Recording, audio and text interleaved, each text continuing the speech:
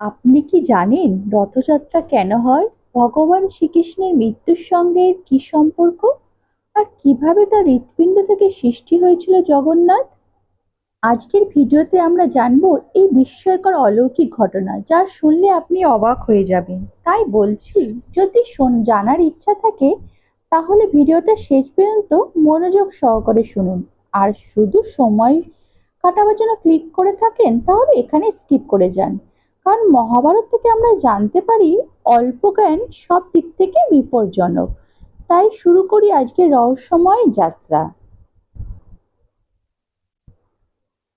প্রথমেই চলুন জানি ভগবান শ্রীকৃষ্ণের মৃত্যু কিভাবে ঘটেছিল। মহাভারতের যুদ্ধ শেষে গান্ধারীর 100 পুত্রই মারা যায়। গান্ধারী ছিলেন একজন সৎ, ন্যায়পরায়ণ এবং ভক্তি সম্পন্ন পূজারত্ন রানী। তার মনে হয়েছিল এই যুদ্ধ শ্রীকৃষ্ণ চাইলে তার দেবত্ব দিয়ে যুদ্ধ থামাতে পারত, কিন্তু তিনি তা করেননি। তাই গান্ধারী নিজের সন্তান হারানোর অসহনীয় দুঃখ যন্ত্রণায় শ্রীকৃষ্ণকে অভিশাপ দেন। তিনি বললেন, তুমি এবং তোমার যদুবংশ একে অপরের হাতে ধ্বংস হবে। আর এটা ঘটবে ঠিক 36 বছর বাদে। তোমার প্রিয় নগরী দ্বারকা সমুদ্রের মধ্যে ডুবে যাবে। তুমি নিজেও মৃত্যুবরণ করবে। এই কথা শুনেও শ্রীকৃষ্ণ হাসলেন। তিনি চুপ করে রইলেন, কারণ তিনি জানতেন ঈশ্বর কখনো অভিশাপকে আটকান না। তিনি সবকিছু হাসি মুখে মেনে নেন। সময় কাটতে লাগলো। ঠিক 36 বছর পর গান্ধারীর অভিশাপ এক এক করে সত্যি হতে শুরু করলো।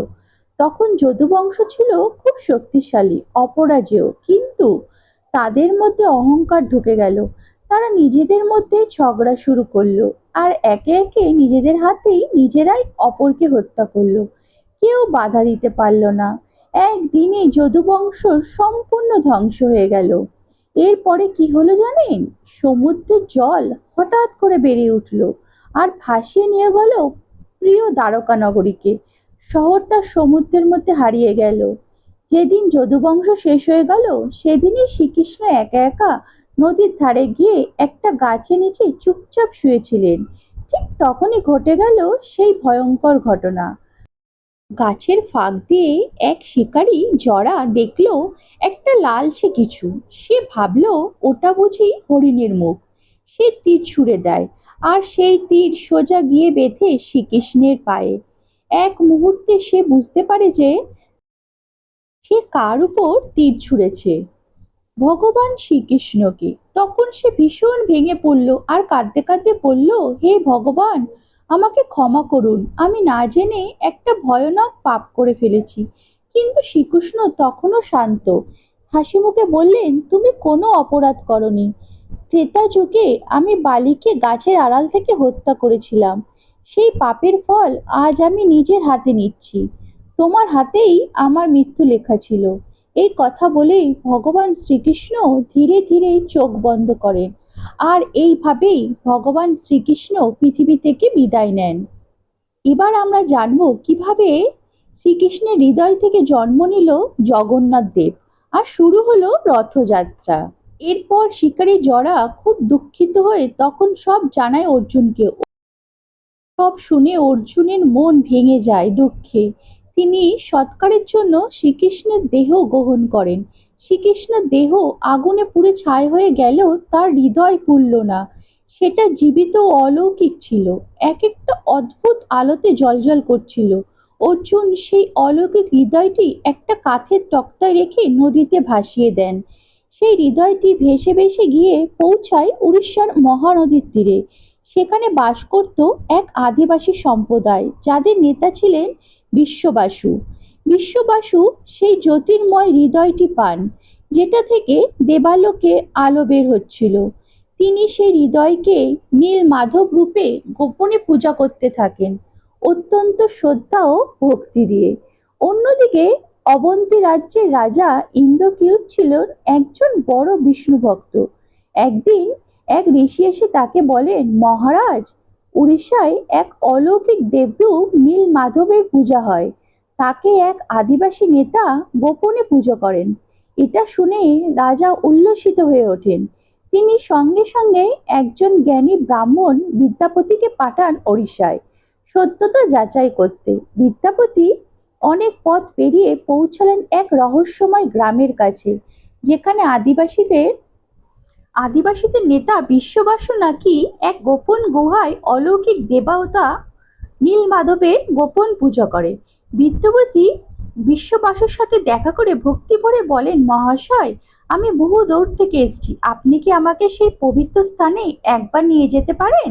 বিশ্ববাসু কিছুটা সংকোচে বলেন, ক্ষমা করবেন, আমি কাউকে সেখানে নিয়ে যেতে পারি না। বিদ্যাপতি তখন দিশেহারা, এভাবে যদি ফিরে যায় তবে রাজাকে কি বলবো? আমাকে কিছু একটা উপায় বের করতেই হবে। এই চিন্তায় তিনি কিছুদিন সেই গ্রামেই থেকে যান। এইভাবেই ধীরে ধীরে বিশ্ববাসুর মেয়ে ললিতার সঙ্গে বিদ্যাপতির ভালোবাসার সৃষ্টি হয় এবং শেষমেশ তারা বিবাহ করেন। বিয়ের কিছুদিন পর বিদ্যাপতি ললিতাকে অনুরোধ করেন, তুমি কি তোমার বাবাকে অনুরোধ করতে পারো আমাকে একবার নীলমাধব দর্শন করতে দেয়? ললিতা বলেন, আমি চেষ্টা করব। ললিতা তার বাবাকে রাজি করান, তবে বিশ্ববাসু একটি শর্ত দেন, বিদ্যাপতির চোখে পট্টি বেঁধে তাকে নিয়ে যাওয়া হবে। বিদ্যাপতি রাজি হয়ে যান, কিন্তু সাথে সাথে একটি কৌশল করেন। তিনি চালাকির সাথে শস্যের দানা নিয়ে যান এবং গুহার পথে ছড়িয়ে ছড়িয়ে যান, যাতে ফিরে আসার সময় তিনি সেই পথ চিনতে পারেন। অবশেষে তিনি পৌঁছে যান সেই গুহায়। সেখানে তিনি যা দেখেন তা তার জীবনে কোনো দিনও ভুলবেন না। এক আশ্চর্যকর আলোয় পূর্ণ এক অলৌকিক রূপ নীল মাধব। গভীর ভক্তি আর আনন্দে তার চোখ ভরে ওঠে। গোপন গুহা থেকে ফিরে এসে তিনি সব কথা জানান রাজা ইন্দ্রদ্যুম্নকে। কিছুদিন পর রাজা বিদ্যাপতির সাথে সেই শস্য গাছের দানা অনুসরণ করে সেই গুহায় পৌঁছান, কিন্তু তখনই ঘটে এক অলৌকিক ঘটনা। নীলমাধব আর সেখানে নেই। গুহাটি একেবারে শূন্য। এই অলৌকিক ঘটনার সামনে পড়ে রাজা হতাশ হয়ে পড়ে আর ফিরে আসেন তার রাজ্যে। কিন্তু তার মনে জেগে থাকে একটাই সংকল্প, এই নীলমাধবকে খুঁজে বের করতেই হবে। সেই রাতেই রাজা ইন্দ্রদ্যুম্ন স্বপ্ন দেখেন। ভগবান বিষ্ণু স্বপ্নে এসে তাকে বলেন, এই জগতে আমি তোমায় নীলমাধব রূপে আর দর্শন দিতে পারবো না। তুমি পুরীর সমুদ্র তটে যাও, সেখানে সমুদ্রের বুকে ভেসে আসবে এক বিশাল লালচে সুগন্ধি দারুবৃক্ষ। তাতে থাকবে আমার শঙ্খ, চক্র, গদা আর পদ্মের চিহ্ন। সেই কাঠ দিয়েই বানাবে আমার 3টে মূর্তি। তখনই শুরু হবে আমার পূজা, জগন্নাথ, বলভদ্র ও সুভদ্রা রূপে। রাজা তখনই ছুটে যান পুরীর সমুদ্র তটে। সত্যি তিনি দেখেন বিশাল এক অলৌকিক কাঠ ভেসে আসে তীরে। রাজা এবং প্রজারা সেই কাঠটি টেনে তোলার জন্য অনেক চেষ্টা করেন, কিন্তু পারছেন না। শেষ পর্যন্ত আদিবাসী নেতা বিশ্ববাসুর সাহায্যে সেই অলৌকিক কাঠ রাজপ্রাসাদে আনা হয়। কিন্তু এরপরে আবার এক বিপত্তি।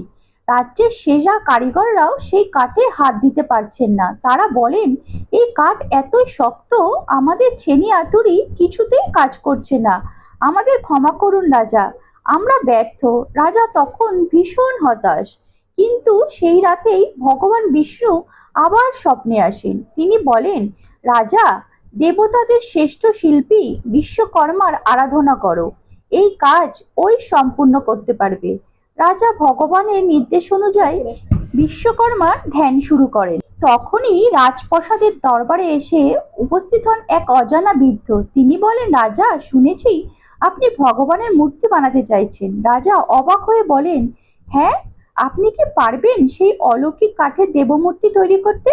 বৃদ্ধটি মৃদু হেসে বলেন, অবশ্যই পারবো, কিন্তু আমার একটা শর্ত আছে। আমি একা একটি বন্ধ ঘরের মধ্যে মূর্তি বানাবো। এই সময় কেউ ঘরের দরজা খুলবে না। একবারও কেউ যদি ঢোকে আমি কাজ ফেলে সঙ্গে সঙ্গে চলে যাব। রাজা ইন্দ্রদ্যুম্ন কিছু না ভেবেই শর্তে রাজি হয়ে যান। বৃদ্ধটি দরজা বন্ধ করে মূর্তি তৈরির কাজ শুরু করেন। দরজার বাইরে দাঁড়িয়ে মানুষজন প্রতিদিন ছেনি হাতুড়ির শব্দ শুনতে পেতেন, কিন্তু 15 দিন পর হঠাৎ করে কোনো আওয়াজ পাওয়া যায় না। রানী গুন্ডিচা চিন্তিত হয়ে পড়েন। তিনি রাজাকে বলেন, মহারাজ, আজ অনেকক্ষণ হয়ে গেল, ভেতর থেকে কোনো শব্দই আসছে না। মনে হয় সেই বৃদ্ধ কারিগর না খেয়ে জ্ঞান হারিয়েছে। যদি কোনো দুর্ঘটনা ঘটে যায় তার আগেই আমাদের দরজাটা খুলে দেখা উচিত। রাজা বলেন, রানী, তিনি তো শর্ত দিয়েছিলেন 21 দিনের আগে দরজা খোলা চলবে না। রানী উদ্বিগ্ন হয়ে বলেন, মহারাজ, যদি তার কিছু হয়ে যায় তাহলে আমাদের পাপ হবে। ভগবানের মূর্তি তৈরির কাজ পবিত্র, সেখানে কারোর মৃত্যু হলে তা মহাপাপ হবে। অবশেষে রানীর যে দরজা খোলা হয়, আর দরজা খুলতেই ভিতরে কাউকেই দেখা যায় না। বৃদ্ধ অদৃশ্য হয়ে গেছেন, আর মাটিতে পড়ে রয়েছেন 3টি অসম্পূর্ণ মূর্তি, যাদের হাত পা নেই। রাজা ইন্দ্রদেব স্তম্ভ হয়ে যান। তবে যখন তিনি মূর্তির কাছে যান, তিনি একটি অলৌকিক হৃদস্পন্দন অনুভব করেন। তার মনে হয় এই মূর্তির ভেতরেই রয়েছে শ্রীকৃষ্ণের হৃদয়। এই 3টি মূর্তি হলেন ভগবান জগন্নাথ, শ্রীকৃষ্ণ ও ভগবান বলরাম তার দাদা, ও সুভদ্রা তার বোন। আজ এই 3 ভগবান পুরীর জগন্নাথ মন্দিরে পূজিত হন। আর এই কারণেই জগন্নাথ দেবের হাত পা নেই, কারণ বিশ্বকর্মা তার কাজ শেষ করার আগেই চলে গিয়েছিলেন। রাজা ইন্দ্রটিও ভীষণ দুঃখ পান। তিনিও রানী সারা রাত প্রার্থনা করতে থাকেন, ভগবানের একবার দর্শনের আশায়। তাদের করুণ আরতি শুনে ভগবান স্বয়ং তাদের সামনে আবির্ভূত হন। তিনি বলেন, প্রিয় রাজা, তুমি এত কষ্ট করছো কেন? এই অর্থ সমাপ্ত রূপে পূজিত হওয়াটাই আমার ইচ্ছা। যাকে তুমি বৃদ্ধ কারিগর ভেবেছিলেন, তিনিই ছিলেন দেবশিল্পী বিশ্বকর্মা। এই মূর্তিগুলোকে প্রতিষ্ঠা করো, কারণ এটাই আমার নির্ধারিত রূপ। এবং এই মন্দির একদিন পৃথিবীর অন্যতম পবিত্র স্থান হয়ে উঠবে, আর 4 ধামের একটি হবে। আর আমার সবচেয়ে মূল্যবান অংশ, আমার হৃদয়, এই মন্দিরেই চিরকাল থাকবে। তোমার ভক্তি আর ভালোবাসার জন্যই আমি চিরকাল এই স্থানেই অবস্থান করব। এই রাজ্যে কখনো কখনো অন্য অর্থের অভাব হবে না। দেবী লক্ষ্মীও এখানে থাকবেন। এই মন্দির হবে আমার পৃথিবীর অন্যতম প্রিয় স্থান। এবার বলো রাজা, তুমি আমার কাছে কি বর চাও? রাজা এবং রানী বাকরুদ্ধ হয়ে যান। রাজা কাঁপা কণ্ঠে বলেন, প্রভু, আপনি যখন নিজেই আমার ঘরে আছেন, তখন আমার আর কি লাগবে? আমি চাই আমার কোনো সন্তান না হোক, কারণ ভবিষ্যতে আমার বংশধরেরা মন্দিরকে নিজেদের সম্পত্তি মনে করেন, তাহলে আপনার পূজা ব্যাহত হতে পারে। আমি চাই আপনি জগন্নাথ রূপে সকলের ভগবান হয়ে থাকুন, শুধু আমার পরিবারের জন্য না। এই কথা শুনেই রানী গুন্ডিচা ব্যথিত হন। তিনি বলেন, প্রভু, সন্তান না হলে আমাদের বংশ কিভাবে চলবে? কে আমাদের দেখবে, ভালোবাসবে? কে আমাদের কোলে বসবে? আর যখন আমরা অসুস্থ হব, তখন কে আমাদের সেবা করবে? ভগবান স্নেহ করে বলেন, ও মা, আমি তোমার প্রতিশ্রুতি দিচ্ছি, আমি ও আমার ভাই বোনেরাই হব তোমার সন্তান। রাজা চলে যাবার পর আমি এই রাজ্য শাসন করব। এই রাজ্যে কখনো খাদ্য বা অর্থের অভাব হবে না। মানুষ চিরকাল আধ্যাত্মিক আনন্দে থাকবে। আর প্রতি বছর মা, আমি তোমার কাছে আসবো 7 দিনের জন্য, যেন তোমার সন্তান তোমার কোলে কোলে ফিরে আসছে। তুমি আমাদের জন্য খাবার তৈরি করবে, আমাদের আশীর্বাদ দেবে, এক মায়ের মতো তার সন্তানদের। এই কথা শুনে রানীর হৃদয় গলে যায়। যে ঈশ্বর নিজেই তার সন্তান হতে চান, তার চেয়ে বড় আশীর্বাদ আর কিছু হতে পারে না। এই মূর্তি তারা ভগবান জগন্নাথ, তার দাদা বলরাম ও বোন সুভদ্রা 3টি রথে চড়ে পুরীর মন্দির থেকে বড় দণ্ড পথে গুন্ডিচা মন্দিরে তার মাসিকে দেখতে যান 7 দিনের জন্য। রথে ফুল, চন্দন ও রঙে সজ্জিত হয়ে তারা যাত্রা করেন, যেন এক মায়ের কাছে ফিরে যাচ্ছেন। বিশ্বের নানা প্রান্ত থেকে লক্ষ লক্ষ মানুষ আসেন এই ত্রিমূর্তির পবিত্র দর্শন নিতে আর সেই রথের দড়ি টানতে। কারণ বিশ্বাস, যে রথ টানে সে স্বর্গের দিকে এগিয়ে যায়। গুন্ডিচা মন্দিরে তাদের ভক্তি ভরে খাবার দেওয়া হয়, যত্ন করা হয়, ঠিক যেমন এক মা তার সন্তানদের করেন। এই কারণেই এই উৎসব গুন্ডিচা রথযাত্রা নামেও পরিচিত। আপনি যদি এখনো এই ভিডিওটি দেখছেন, তাহলে জানবেন আপনি শুধু একজন দর্শক নন, আপনি একজন ভাগ্যবান ভক্ত, যার হৃদয়ে ভগবানের প্রতি সত্যিকারের প্রেম রয়েছে। এই কাহিনী শুধু একটা জ্ঞান নয়, এ এক জীবন্ত বিশ্বাস, যা আজও এখনো আমাদের মনে আলো জ্বলে। ঈশ্বরের লীলা, যদি এই কাহিনী যদি আপনার হৃদয় ছুঁয়ে যায়, তাহলে ভগবান জগন্নাথের এই লীলা আপনার পরিবার ও বন্ধুদের সাথে শেয়ার করুন। ভগবানের কাহিনী যত ছড়াবে, তত তার আশীর্বাদও ছড়িয়ে পড়বে। ভিডিওটি ভালো লাগলে একটা লাইক করে কমেন্টে ভগবানের নাম জপ করে যাবেন। আজকের ভিডিওটি এখানেই শেষ করলাম। সবাই ভালো থাকবেন, সুস্থ থাকবেন। আবার অন্য একটি ভিডিও নিয়ে আপনাদের সামনে হাজির হয়ে যাব। জয় জগন্নাথ, জয় জগন্নাথ, জয় জগন্নাথ।